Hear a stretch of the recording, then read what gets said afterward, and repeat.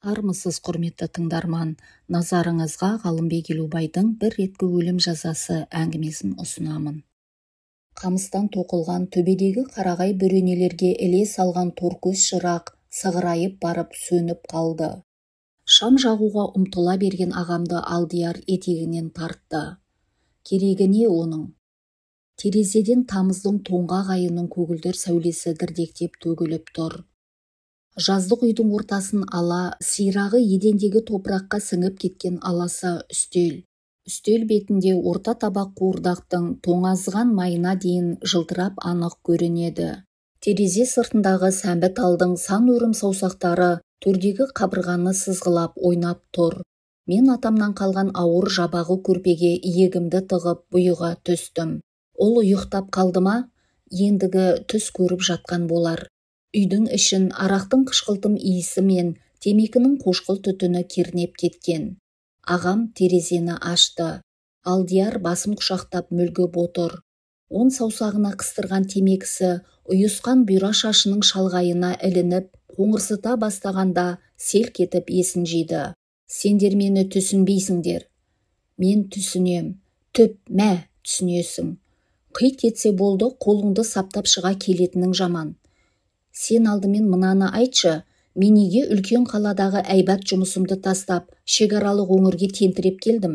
Мен неге тау-тасты кезіп, қашқан-пысқан қылмыскерлермен ұрдалып алтын шайқаған кезбелерді қуып титықтап жүрмін? Саған бұйырған жұмыс сол болғаны да, мысалы, мен кетпен арқалаған қара сирақ екіншімін, сен шекаралық өңірдің сақшысысың. Тіпті олай емес, мен бұл жұмысты өзім тілеп алғам. Онда кімге өкпе артып отырсың енді? Ешкімге, еш пендеге өкпем жоқ, тіпті өзіме де. Мен бұл жаққа жан азабымнан арылу үшін ғана келдім. Осы кезде пеш иығынан ырғып түскен бала мысық қонақты айналып толғанды, сүйкене керілді. Алдияр табақтағы еттің бір түйірін алып оның алдына тастады. Жемін жалғыз асап, қайта қылқия қалған мысық қонақтың ашуына тиген секілді. Көз ілеспес жылдамдықпен қаруын суырып алып, тілемсек жануардың желкесінен мыжа қойды. Мысық қас қағым сәтте баж етіп сытылып кетті. Анадайға барып белін кемпір қосақтап иіп, көздері жасыл от шаша айбар шекті. Тап әкеңдай, қолымды қанаты бүлгерді. Бұған сәл қарама, деді ағам. Түс мысығының жұрағаты, үй мысығы секілді көндім, болдым емес. Алдияр қаруын үстел үстіне қойды да, қорсылдап жылай бастады. Сол қарғыс атқыр күні мынау жабайы мысық секілді қарсыласып, бетімді тырнап алғаныңда, болмаса жол бойы кінәздігіңді айтып ақталып отырғаныңда ғой, мұндай азап шекпес едім. Не айтып кеттің тәйірі? Шамасы жатып тынығып алғанымыз жөн шығар, әңгіменің де берекесі кетті. Айтшы сен, өлімге кесілген адамдарды өміріңде бір ретте болсын көрген бе едің? Көргем. Қашан? Мектептегі кезімде. Бәрімізді қалалық соттың алдына жинап алып 7 адамның жария үкімін оқыған. Сосын жетеуін төбесі ашық машинамен қаланы бір айналдырып масқаралап шығып, тау бөктеріне апарып атып тастаған. Қылмыскерлердің көзі есіңде ме? Кейбіреуі ғана. Айтшы, көздері қандай еді?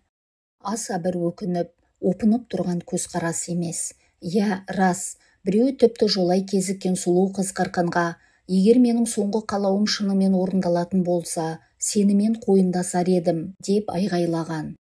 Иә, соңғы тілегіне бір құмыра арақ, бір табақ ет сұрап жейтіндері, басын құшақтап жылайтындары, бұтына жіберіп қоятындары да кездеседі, ал менің атқан адамым оларға мүлдем ұқсамайды.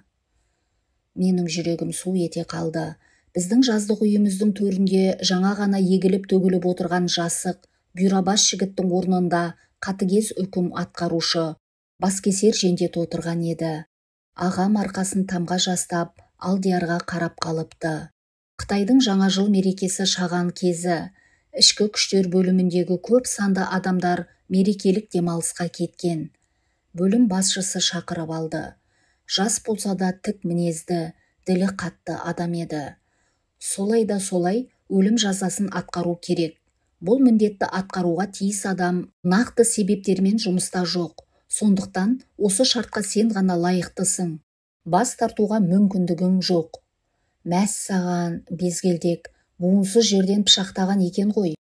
Бұлтақтап көрдім, бұрылтпады. Оның үстіне ар жағымда бір дауыс. Көрсеңші, тәуекел, осы сылтаумен бір саты ілгерілеуіңе септігі тиіп қалар шаруа, дейтін сияқты. Бүйткен жұмысыңа лағнет. Тап солай, сол күнді қарғыс атсын. Бұйрабас жігіт шашын уыстап шеңбектеді. Менің басымдағы аласапыран ой, 3 аяқты мотоциклге шашын сан бұрымда өрген 18 жасар қызды мінгізгенде басталды.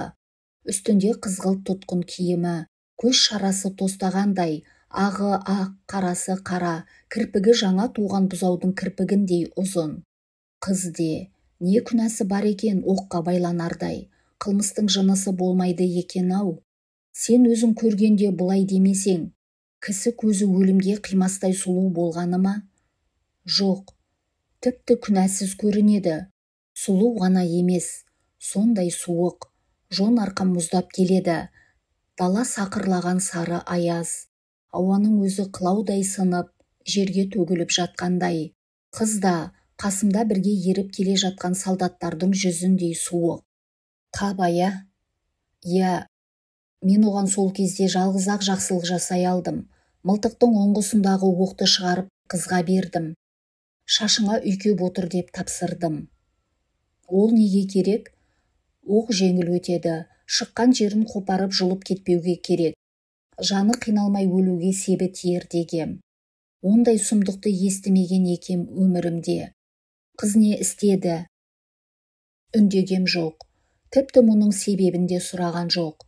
Өзінің ажалын мәпелеп отырды. Сенесің бе?